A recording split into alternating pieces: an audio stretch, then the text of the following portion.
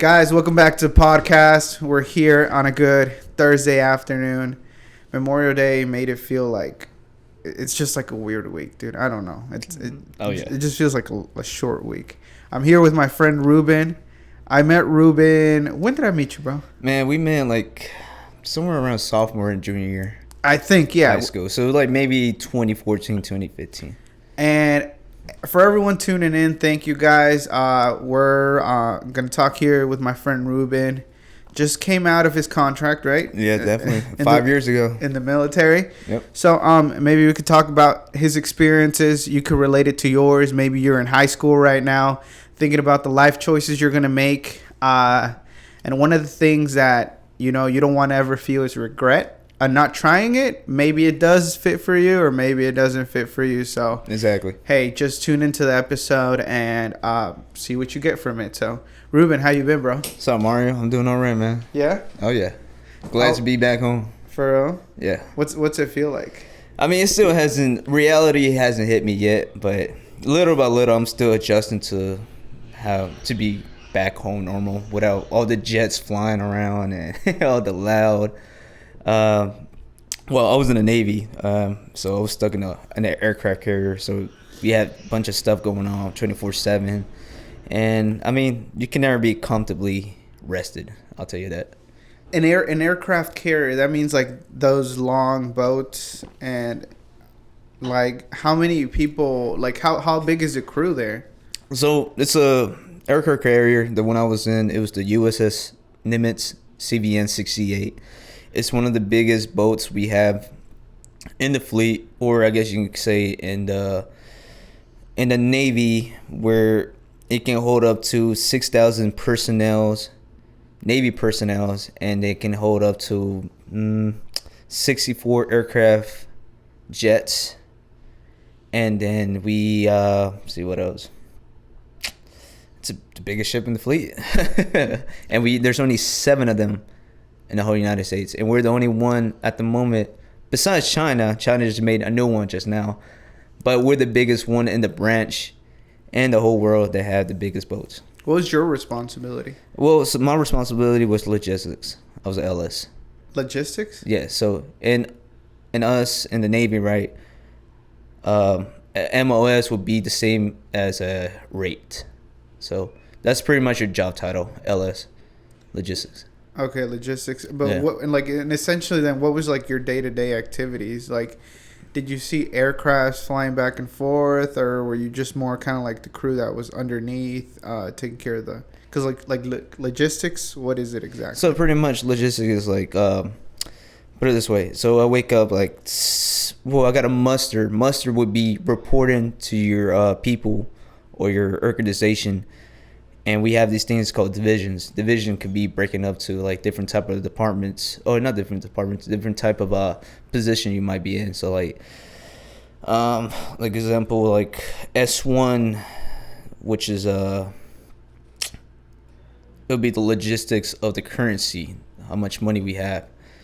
S2 would be the logistics for food service division, which they're the ones that are in charge of cooking, in charge of getting food, that kind of stuff. S3 would be charge of like personal items that you need, or snacks, beverages, what else? Pretty much the Navy mall. It's not really a mall, but it's about the size of like a little 7-Eleven store in the ship.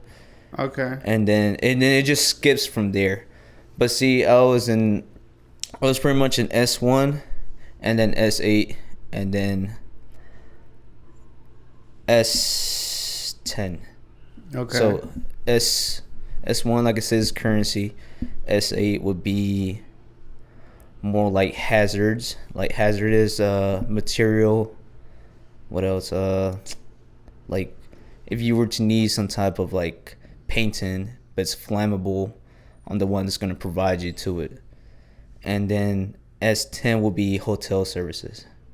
Yeah, my bad. S10. I was in hotel services. Yeah. Oh, you're in hotel services? Yeah. So I did all 3.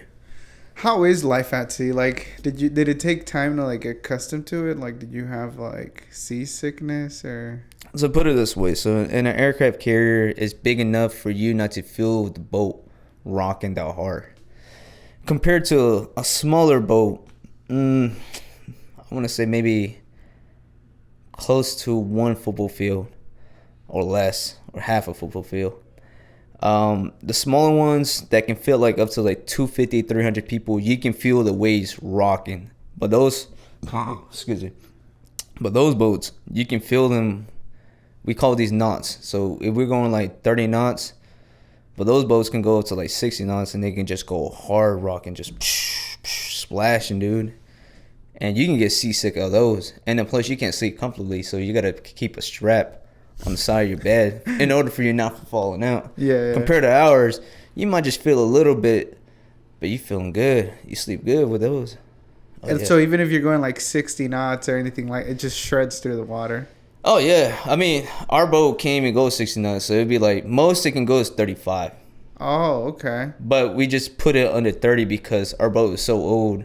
It was built like in the late 60s, and so it's a nuclear power plant boat, by the way. So it runs by nuclear fuel, and so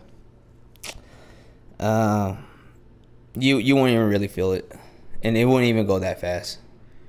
I find it interesting then, like, did you, so like essentially are you guys just like sitting in water? Are you guys roaming a certain area, or is it like, what is it like? Put it this way, let's say I'm like your local cop just roaming around your neighborhood just looking for trouble. That's pretty much what we did. For real? Yeah, so we were pretty much like the police overseas when it comes to where I was at. We had Fifth Fleet. Fifth Fleet would be where like the Middle Eastern part is at, like Bahrain, Dubai, Afghanistan. I was there in 2020. So you guys are like the Sea Patrol? Pretty much, dude. And then Seventh Fleet is where China's at, like the China Sea. So anything that connects like from India all the way to like Japan, South Korea, North Korea, that type of water. So we'll be over there. Guam, the little not Caribbeans, what do you call it? Taiwan Islands, something like that. So just around that area.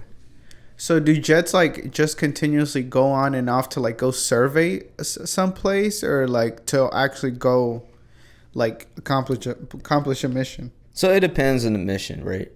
So back in 2020, when COVID hit, our job at the moment is patrolling the waters of Fifth Fleet, making sure that none of the other countries are being bullies to another country just because they're shipping other ships out to sea. So that's pretty much what we did. And not only that, but we also kind of killed the general back in like 2020 of I think it was Iran when Trump he ordered a droid and it killed one of the generals, and at that moment we had big beef going on. So you kind of had to like control both sides of it? Yeah, kind of. We had to like stable the situation, even though Iran hated us a lot at that time. Yeah. Yeah, crazy story though. I do remember just going into we call these the straits. So if you look in the map in the Middle Eastern, it's called like the Strait of I forgot what it's called, but it's in the Black Sea. So in the Black Sea, right? Oh, let me let you look it up. I want to be wrong. You're gonna be just completely off. You're right. Let me just give the right coordinations. Because this is actually true what happened. I mean, it's all over the news, so it doesn't really matter if I say it. No, but you were there firsthand though. Okay, so sorry. It was the Persian Gulf. Uh-huh. So if you look up the Persian Gulf on the map, right? There's a little tiny area to enter the Persian Gulf, and the Persian Gulf is big wide of water. And so when we entered there, like I said, Iran didn't like us at that time. So whenever we're out to sea, we have two other small boys and another two small boys behind us. So we come like a total of like maybe like 8 That's not including the submarines. So we have two other small boats, like I say, and then the big aircraft carrier, and then whatever submarines we have. So we're not going alone out to sea, but we never see the submarines. Never. That's classified. You can never see them. Really? Yeah. They just never come up or anything? They never come up. Nah. We'll never see them. Unless you're back in the States, then there's submarine bases and then you can see them. But other than that, you will never see them out in the ocean, which is terrifying. Yeah, I would imagine, because imagine just like an enemy submarine, like just one day also pulling up on you guys. Right. And the next thing you know, just like blow us up. But then that's what we had the other small boys. That's their job, to search and find like other submarines or any other boat that's coming close to us. And well, let me just get back to the topic of Persian Gulf, right? So in the Persian Gulf, right, as soon as we pull up to Iran, they had like 60 little smaller boats with machine guns, RPGs. The Iranian soldiers, they were ready for us, dude. They were ready, heavy loaded with guns, missiles. Well, you guys, name it. but because you guys weren't supposed to be there, or like? Well, it's more like they give us a show to show their strength. Like, oh, we're here just in case you want to fuck shit up. Remember, we're in a different area. We're in their neighborhood, so we're not supposed to be there, but we still do. How do you feel? Like, you just like watch them, or like, cause? I mean, put it this way, man. Like, what's your favorite war movie? Let me see. I can't name it on the top of my head, but yeah, I just can't name it on the top of my head. All right, let me put a good example. Oh. So you felt like one of the, like you were one of them. A funny one for me would be like the beginning of the scene of Tropic Thunder. So you know how Tropic Thunder comes in with the helos and that kind of stuff. Yeah. Yeah, that's pretty much how I felt like oh shit, this is real. Yeah. But except we're in the ocean, so I wasn't out in the jungle, that kind of stuff. But I get to see like firsthand, like damn, like there's actually other people that don't like us. Yeah.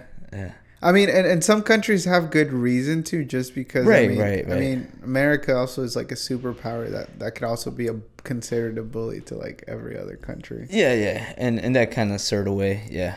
But the crazy thing is that if those type of tactics didn't exist, then America wouldn't be what it is today either. Exactly. So we just going back to like the beginning of the Revolution War, right?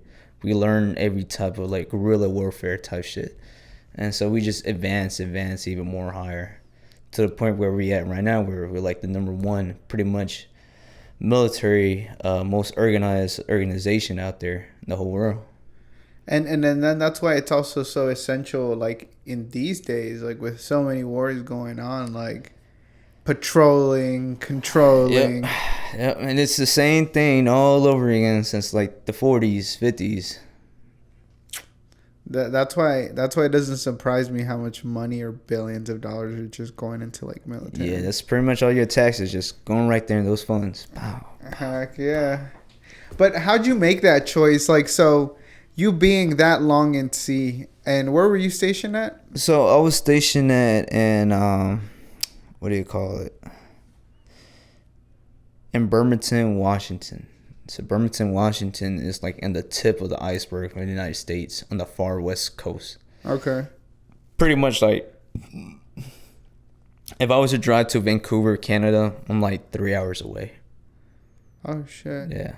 So how was life there? It's beautiful, don't get me wrong. If you're really into hiking and exploring, yeah, go to Washington. Washington got some great places to go hiking. The biggest mountain in the whole United States is over there, Mount Rainier. I recommend it especially at this time and this type of weather, beginning of June and the end of September, the best time to go visit. Best time. Whole bunch of serial killers there too, though. It is true, bro. It's like about most of them come from there. Like what's that guy named Ted Bundy? Oh yeah, Ted Bundy's. Ted Bundy's house from my base was like 30 minutes. Do they still conserve it? Dude, somebody's living there. Dang. Yeah, man. But it's there. I seen her in person. I'm like, wow, it's a regular house. Yeah. Yeah. I mean, it was not a regular person though. Not a regular person, dude. But yeah. Like, so then, did you think that you were gonna go into the military? So, I had the idea in the beginning of junior year, like, all right, yeah, I'm gonna join the military. But see, I wanted to join the special forces.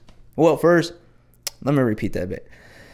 I was trying to go for corpsman, which is like medical, like assistant, medical attention for, to help other people. Was it like on field, on base, like? So it can either be on the boat or it can be on field. But if I was to work on field, I'll be working with the Marines. But I'll be wearing Marine uniform, but it just says U.S. Navy, and then I have a little Velcro that says like, I'm medical assistance. I'm helping out the Marines, which I didn't mind. That was my whole goal in the beginning.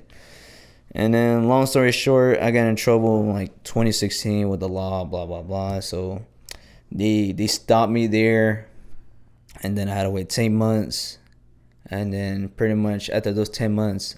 I came up for a new opportunity to join the military, because if you get involved with the law, then you got to finish whatever case you got going on in order for you to join. Was it that bad? Like, was it worse than a misdemeanor? Which you got into? Yeah, they were charging me as a felony. Pretty much a DUI, but in my case, I knew I was innocent because they smelled that I had marijuana. Wasn't smoking it, and I told them too that night, like, you can drug test me, do whatever, but you're not going to find nothing on me. They're like, yeah, we believe you. You weren't smoking. We believe you were smoking earlier. I'm like, come on, dude. In that moment, you thought your life was over? Nah, I didn't know it was over, but it kind of just like pissed me off. Like, I didn't know where I was going to go with this. I thought it was just going to take a month, finish the case, and then I would just hop into boot camp in 2016. And then that way, if I would have joined 2016, I would have got out maybe 2021, 2020. Oh, that's why you took so long. Yeah, that's why it took so long to get out. But but then I joined in 2018. You joined in 2018? In 2018, yeah. Dude, so it's like 2 years, dude. It's insane that time just passes by like that. Yeah. You're talking about almost 5-6 years ago. Yeah. Was the military exactly what you wanted to be though? Like, did you know what you were getting yourself into? See, so like I didn't really do much, I guess you can say, much research into it. Why though? Because in my head, I kind of believe that talking to these people, they're more professional. They know what they're talking about, right? The recruiters are gonna do their job to brainwash you to join with them, whatever branch you join. They might be lying, they might be telling the truth, but for you to get the best knowledge and information, talk to somebody, a close friends that have been in the military. I'll go to them first before I talk to the recruiter. Okay. And then I kind of believe in what my recruiter said, and yeah. I didn't really. I had my good times, my bad times in the military, but it is what it is. I did my time. I got out honorably, so that's great. So life doesn't just stop there. Did you have so like, for example, whenever you took up your contract, because you're binded to that contract, right? As in, like, for example, when you sign, okay, I'm gonna join the military. Like, once you sign a contract, you can't back out of it. Pretty much, yeah. So as soon as you sign that paper that says I'm gonna go to boot camp on this certain date, you're in the system. Dang. Yeah, it is. So the first day you start boot camp, whatever years you got in the military, count those years, and that's when you get out of the military. And then if you get out any time before then there has to be a reason why. It might not be honorably, it might be medical discharge. It's not bad. Yeah. Do you still get the benefits though if you get medically discharged? So here's the thing, right? So me being in the military, I learned a lot. There's different ways where you can finesse it, pretty much. Okay. But you got to do at least 2 years. At least 2 years for you to be like, all right, if I want to get medical like separated, then I got to do this and that, break a leg. Is mental health in there? Mental health is in it. Yeah. Like depression and stuff like that? Yeah, I mean, They say it aloud. They announce it maybe like once a month, just making sure like everything's cool, everything's okay. I mean, it depends on your organization, on your team, you know. I mean, you can have a great leader, and there's some where it can be really dickheads, really assholes.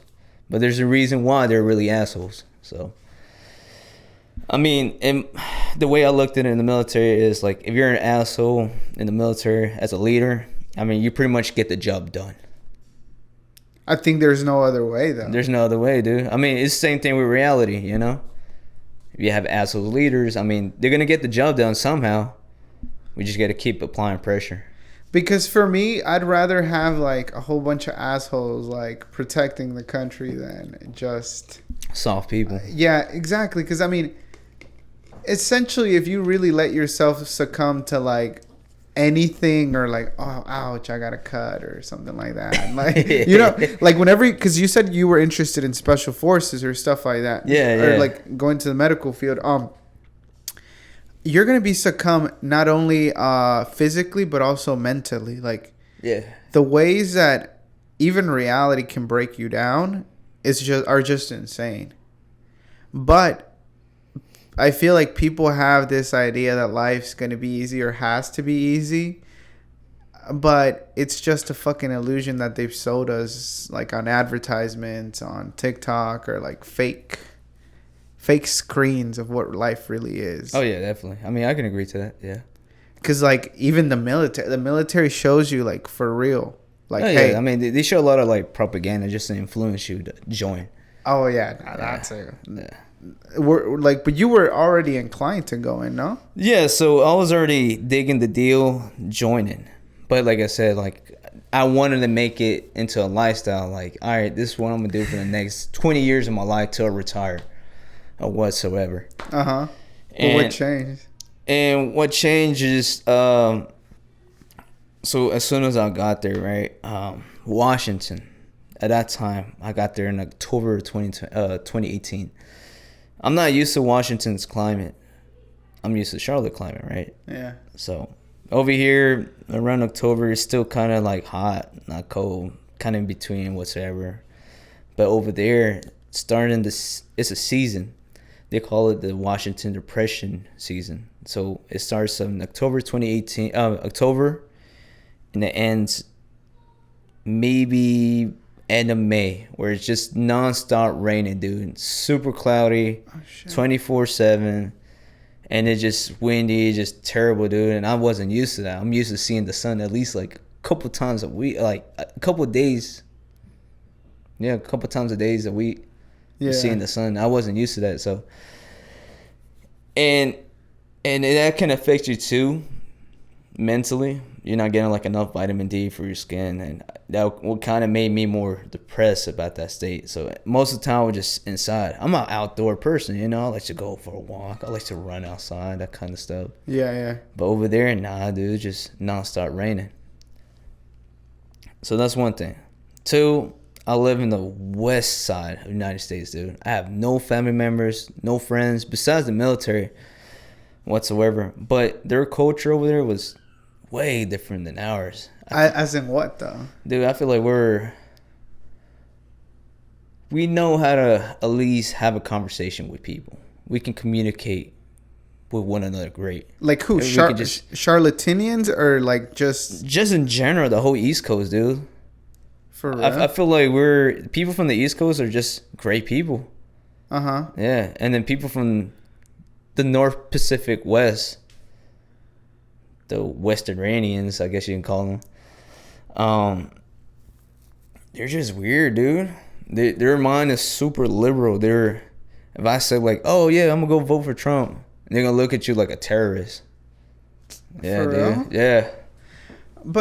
And then over here, we joke around a lot. Like, how can I say it, man?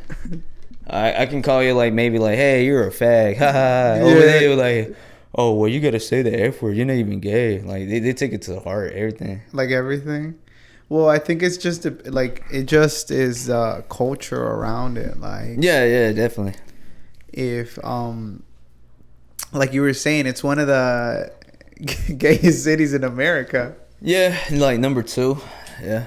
So it's a lot. I bet it's like, so from what I'm understanding, then it's like just those type of things. It's like they can't have fun with it. Nah, dude, they just can't for some reason. And also, Washington allows a lot of people to use drugs, and it's legal for them. Put it this way: it's legal for them to do heroin, to shoot themselves heroin in the middle of the street. You can't sell it because it's illegal, but it's legal for them to shoot themselves with heroin. And you see them all over the place in Seattle, just getting super high off dope. So wait, like, how do you obtain it? How do those people obtain it? Just like private dealers and stuff? I mean, the police can't really do nothing about it, bro. It's illegal. It's just like so rampant that nobody can stop it? Yeah. It's pretty bad. But Oregon has it worse because they have more drugs that are legal for them to abuse. Okay. So, like, one of the famous one, if I believe, is cocaine. They can do a line of coke in front of a cop and they won't do nothing. Why?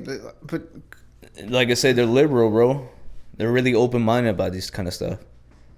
And the governor lets it. They're like, all right, I'm going to just sign the bill. Let them do what they want. dude, that's This is like true shit, dude. You can look it up, too.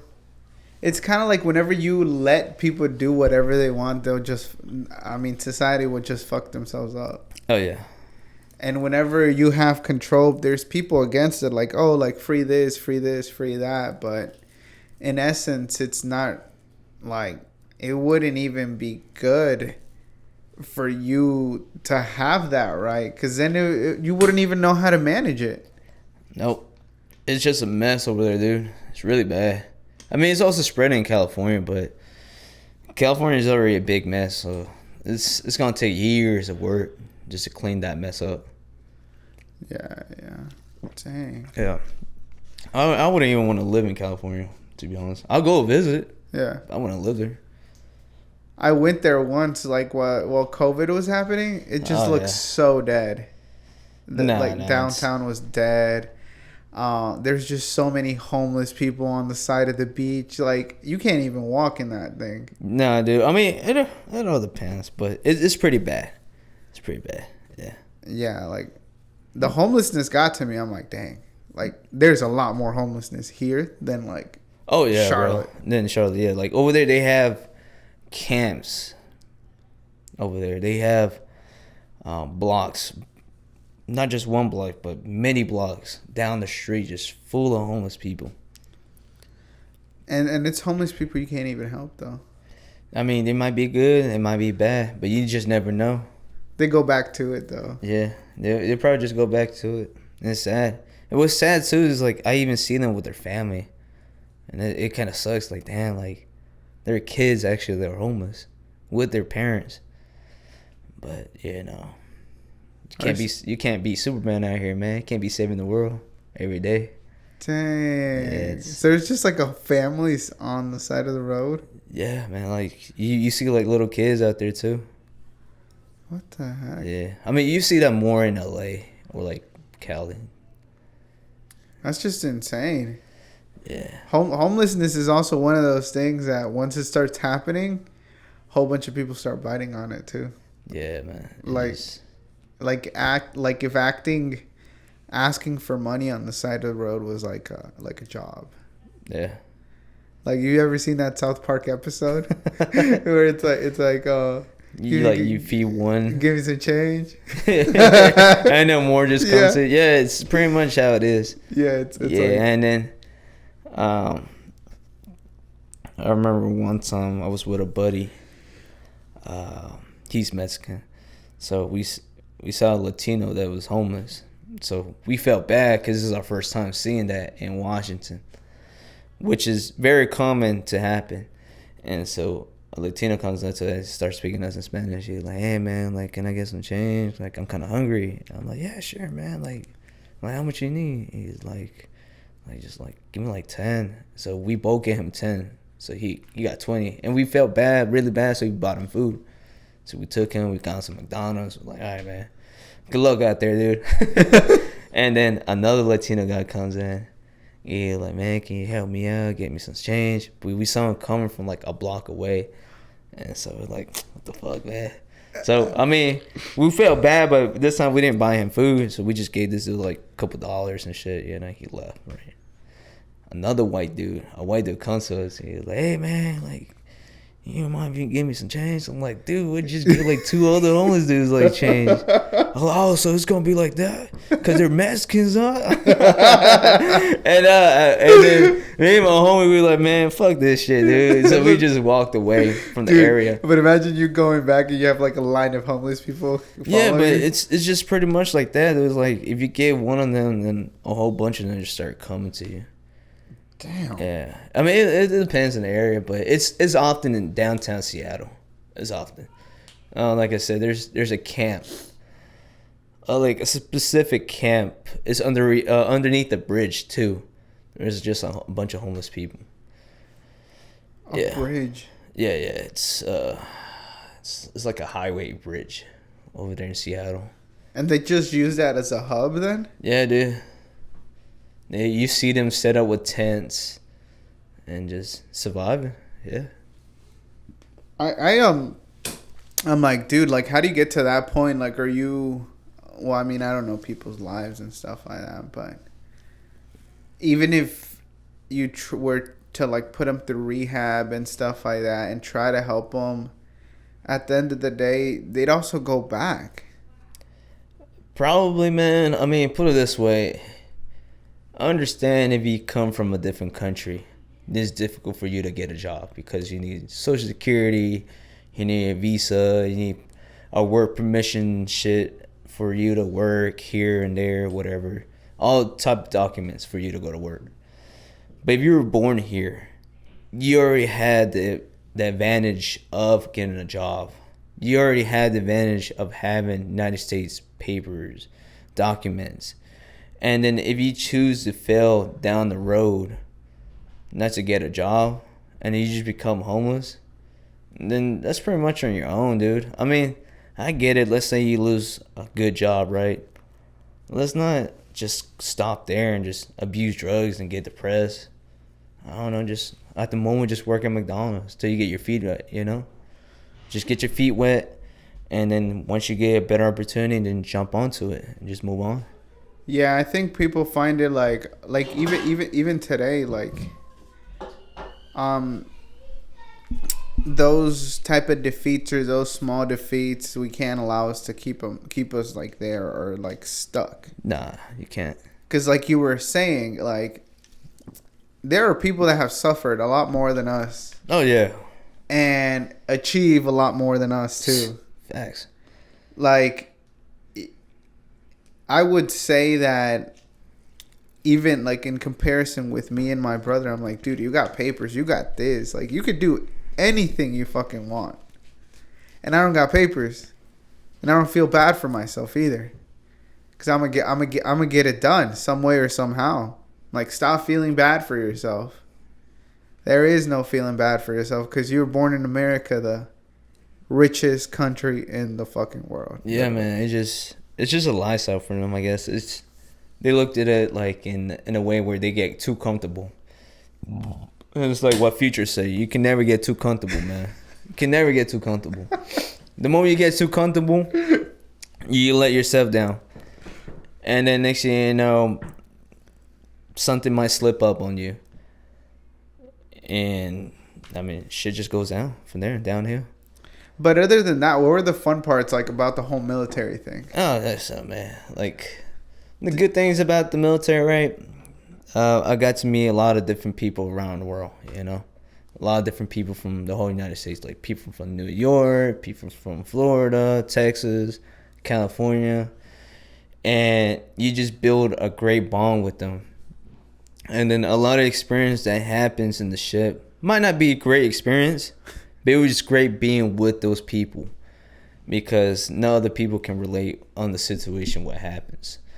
And Another thing would be so like I said, the people, they were great. I miss my friends over there in the boat. Exploring different places in the world, you know. Like, yeah, I was in Washington, but I get to explore like the nice areas in Washington, like the lakes, the rivers, the mountains, you know. I went down to Portland, Oregon, even though it's way worse than Washington. But then, you know, every once in a while I took a flight to San Diego or LA just to, you know, just experience the Cali life. What else? I went to Canada just for the hell of it, you know. How was Canada? Canada's cool, man. Did you see Drake? Huh? Did you see Drake? Nah, I didn't see Drake. Oh, man. But he does have a big house over there in He Vancouver. Yeah. I didn't get to see it though. It was too big. Like the fences were high enough for you not to see it. Oh, but you passed it at least. Yeah, I passed it at least. Oh, yeah. Shit. I didn't know he had a huge house over there. Yeah, he recently built it like after COVID. Dang. It's like one of his headquarters. Mm-hmm. Yeah. Imagine having that much money and just like chilling there. Yeah, right. Just fuck it. Heck yeah. Dang. It's gonna be you one day. What? Just chilling in a high fence house? Yeah, man. Hopefully, shit. Whenever, if the pod blows up, I'll get a house. Fuck it, dude. I'll headquarter everyone over there. I'll start inviting all my friends and be like, hey, come over. Definitely, man. Fucking chill over here. But dang, dude, that's just crazy. I don't know. I would never really go into military life just because, I mean, like, I don't know. I don't see myself doing that. See, like I said, like one of the couple reasons, well, back to what I was saying, like a couple reasons I joined was I wanted to join as special forces. I put in a package. They denied me the first time because we were on a schedule already set for people to do these, we call these underways. Underways are pretty much when we go out to sea for a month or two and then come back on land for a month and then vice versa. Just go back and forth, just so we can do testings and drills on the ship to make sure that it's ready for anything that happens in the world. Like if we got to go to let's say Africa because there's a terrorist war going on, then we're ready to man up and ready just to sail over there and boom, defeat the enemies and yeah, just stay out there or save the world, whatever is going on in the world, you know. So a lot of it would be practice then? Yeah, a lot of it is like drills, practice. So that's pretty much like a whole 6 to 8 months of doing drills, like I said, practicing. But it's just a lot of drills. Yeah, a lot of drills.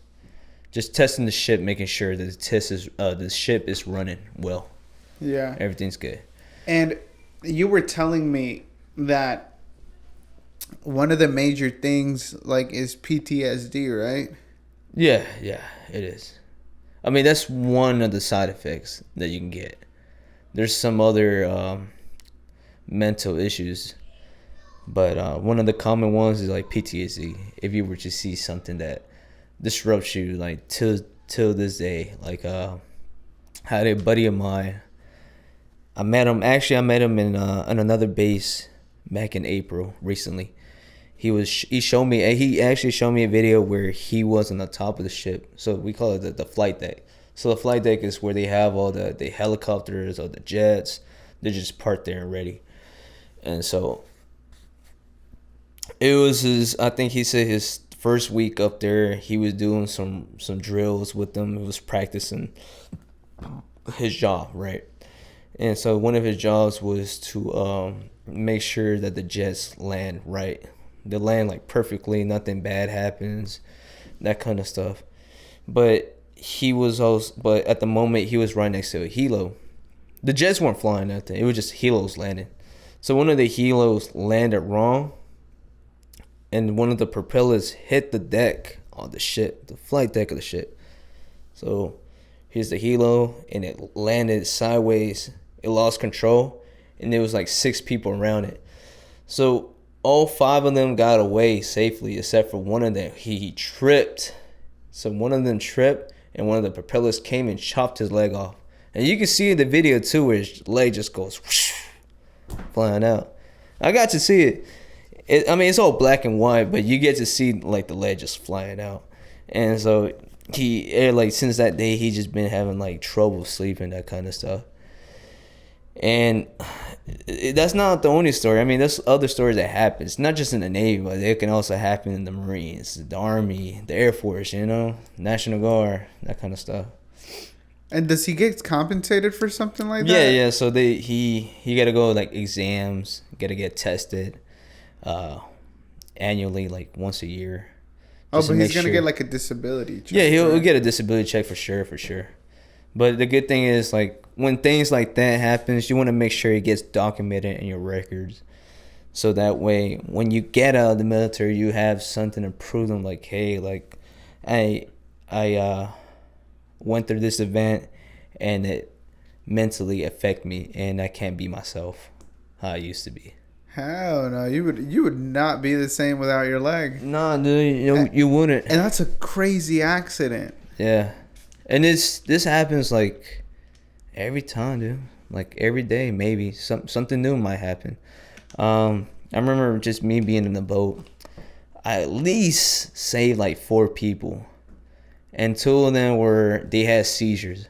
They literally had like a seizure in front of me, and so a lot of people don't know what to do. Like, what the fuck? Like, bro's dying. And so my first time just encountering somebody having a seizure, I was like, yo, what the hell? And so I told him, like, yo, call what do you call it? Call the medical assistant people. Call them the JDL 2222. And so I'll tell one person to call them while I'm over here trying to assist the person from not dying. And so, I just remember just clapping his, like, smacking his fucking face. I'm like, hey, man, like, don't fucking fall asleep, man. Just keep your eyes open. But he's just like, oh, and foam just coming out. I'm like, fuck, dude. Oh, he's gonna. I'm like, oh no, I don't know what's gonna happen. But luckily they came right on time within like 2 minutes, and they helped him. They strapped him up, and they took him away, and everything was fine. And he dapped me up like, hey man, thank you. Like, I could have died. And then there was the second time, I was already used to it. Like I said, like the first time, I didn't know what to do. So the second time, I had a better idea what to do. And I didn't hesitate. But the second time, it took like maybe like 20 minutes, bro, just to get like a medical assistance, just to come help this guy out. I'm like, bro, he could have been dead. And it's crazy that people don't know this, right? Like, people would just die because of that. Yeah, people, you can be like, hey, man, there's somebody dying over there. And they were like, eh. It's like normal. It is normal. What the heck, dude? Yeah, man. It's like a daily thing that goes and happens. No wonder then the people would come out of there obviously traumatized. Yeah, all traumatized, all messed up from the head. Like, oh shit, like I experienced this. Like, even with the person getting his leg cut off. That person's not going to be the same. Oh, no, man. Anybody around there, too, is going to be like, shit. Yeah. We got to watch out for the helicopters. And even then, you might not be able to move out of the way that fast. Yeah, I mean, like I said, like, these things happen, like, often on a daily basis. And you just kind of, at the moment, doing the service, you just got to deal with it, pretty much. Don't get me wrong. We do have, like, medical attention where, like, if you're going through a stage or you're having like a mental breakdown, like, they can help you down. Like, I mean, they can help you out at a certain extent. You feel me? When you're out to sea, it's pretty much you and your group of people. That's it at the moment. Unless it's something like severe where, like, at the point where you broke the leg and you need surgery right away, then they'll ship you out.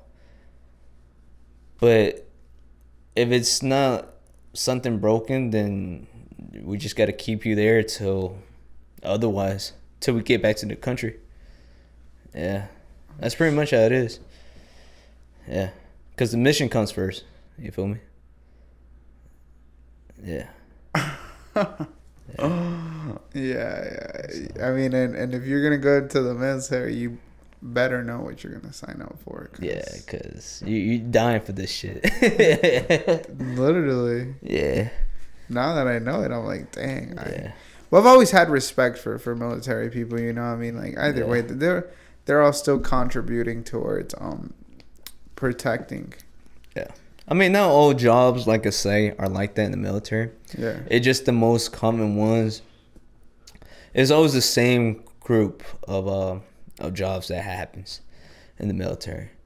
But there's some other ones where they're all comfortably in their little office and just tight, drinking coffee, and they're living okay. They're pretty much like a desk job, pretty much. Yeah. And there's some that are doing more like hands to hand type of thing, and more like physical type of work. And those are the ones that are more chances of getting themselves hurt than the ones who are inside an office. Just chilling.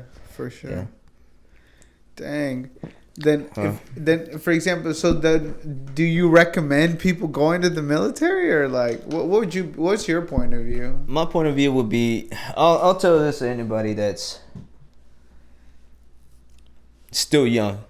Let's say they're 17, they're in their senior year of high school, or end of junior year, but don't know what to do in the future.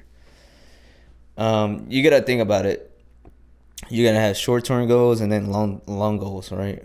I mean, if you join the military after high school because you don't know what you want to do, I recommend joining it just to have an idea what you want to do. And then just if you get out honorably, like I said, or whatever case you get, but as long as you don't come out as a dishonorable discharge, you still get the perks of going to school, right? Let's say you're 17, join the military, you do a 4-year contract. Every contract can be different. It can go from 3 years all the way to 7. It's crazy. I don't know how people will sign up for 7. But let's say you join at 17 and you join in 4 years, because that's pretty much that's pretty much like the annual years of serving your time in the military. You'll get out as an 18, 19, 20. You get out like 21, 22. You're still young. And yeah, maybe a couple of your friends might have graduated or they're still going through school. But in other cases, they might be in debt with school. But if you join the military, do your time, you get out, now you have a good idea of what you want to be in the future. And then you can use your GI Bill, which is the post 9/11, and you can go to school for free. And you're gonna pay in nothing. Any career or what? So most schools. Okay. But as long as you can financially finesse it and stable it, then you're able to get your bachelor's. Tops. You can get your bachelor's easy. If you want to get your master's, then you gotta have a certain plan for you to not use all your money, all your budget, and then maybe like halfway there in your bachelor's degree, then start using that money for the GI Bill, and boom, you get your bachelor's, and boom, you have enough money to get your master's. So it just depends on how you organize it financially. Yeah, financially, yeah. And then if you're able to you play your cards right, you can probably even get a doctor's. But I mean, it's up to you. You want to do like 8 years just to get a doctor's? Yeah. Is that kind of your plan then? So my plan is, like I said, I already went to UNCC, so I already applied, so I got approved. So I'm going for computer science, but starting in January. So, I'm taking a little 6-month break, just to relax, get back with the family, just work a little bit, just to get my pockets up. But I'm getting my tuition like paid off. But not only that, but you can also apply for like FAFSA. You feel me? You can still apply for these other scholarships, and you can get more extra money. What's wrong with extra money? Ain't nothing wrong with extra money. Yeah, no, especially like you said, it's like about having short-term goals and then long-term goals. Because if you go into the military thinking like, okay, well, I'm gonna figure it out. Yeah, that'll be a short-term goal right there for 4 years. I mean, it may seem forever, but honestly, 5 years went fast for me. I ain't gonna lie. Not looking back into it, 5 years went by fast. They flew, man. It flew. I was 25 years ago. Now I'm 25, and I'm like, dude, I just kind of have to grow up. Yeah. Like it's like, but it's good. Then you have that type of goal, and like, if that was the plan at the end, then man, like it's working out. Yeah, it's working out. I mean, like I said, I'm 25 at the moment. I mean, I should have beat the race 2 years ago, but it is what it is, you know. As long as I can finish it out within my 30s, because most adults have an idea, or not idea. They pretty much know what they're already doing mid 25s. Yep. And then once you hit your 30s, that's when people have that breaking point, like whether you became successful or you just pretty much haven't done anything with your life. And I get that a lot, because that's the scary part. That's the scary part, because a lot of people in the military, they join in their 30s because they're like, yeah, I was just having too much fun in my 20s and I just didn't know what to do. And then life hits me even more harder when they get a family. Most times it's when they get a family. And then other time is like they just got tired doing the same shit over again, like partying every weekend. See what else? Drinking, smoking, whatever substance they want to use. It just the daily things that somebody in their 20s will want to do, the fun lifestyle pretty much. But if you're not setting yourself up for a career, or if you're not setting yourself up for higher standards, then you're just gonna be a bum. You're just gonna be nobody. Yeah, and or it's have like some type of asset for you to have income coming to you like annually. It's crazy to me that people are like surprised whenever they never even have a plan. Like, Yeah. obviously you're not gonna really be able to achieve much if you're not really striving for anything. Yeah. It's like, if you want that apple, you can go and get it. But if you never even imagine the apple, it's like you're not gonna go get it. Yeah, man.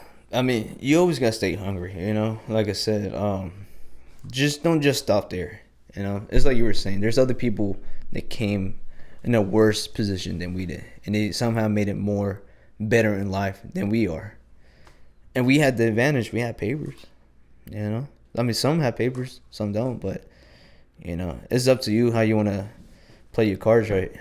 Yeah, it's like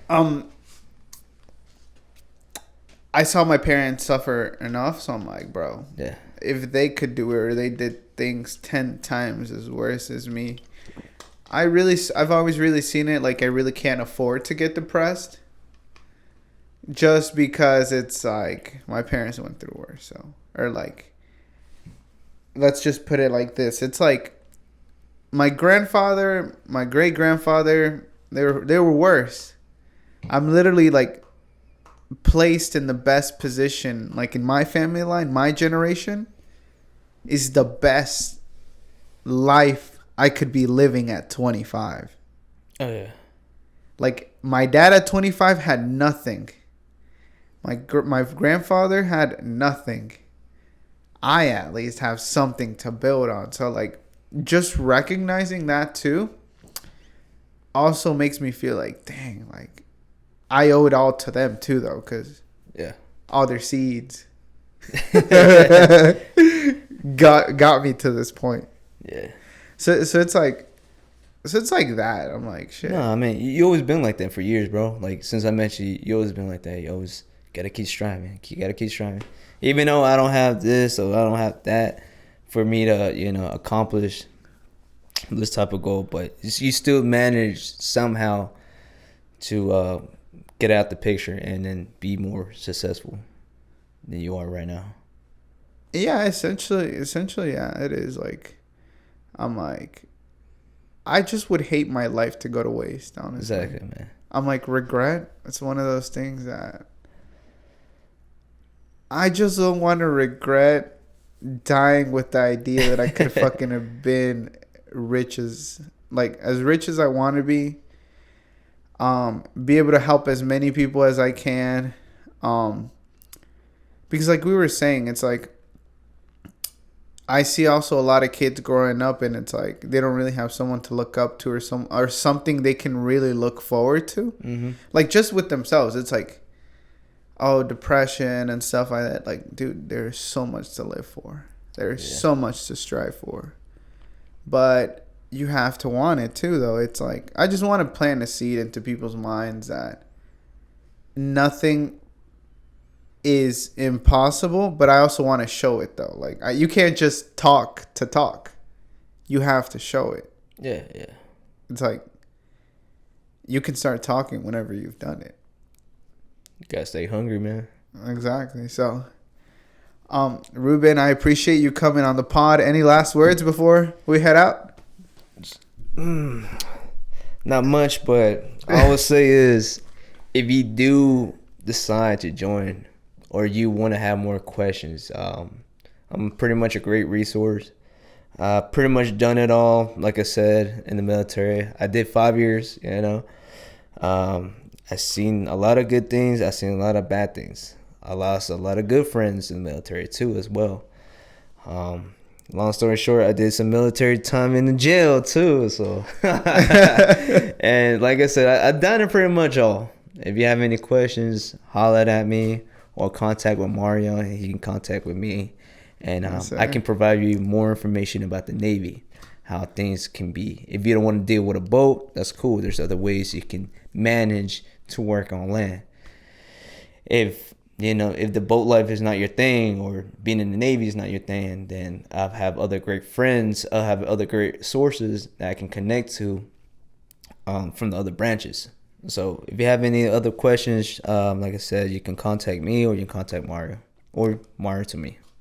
Yes, sir. And I'll link your Instagram down in the description below. So if you stayed this long, like, comment, subscribe. Thank you for tuning in this long. Ruben, thank you for coming.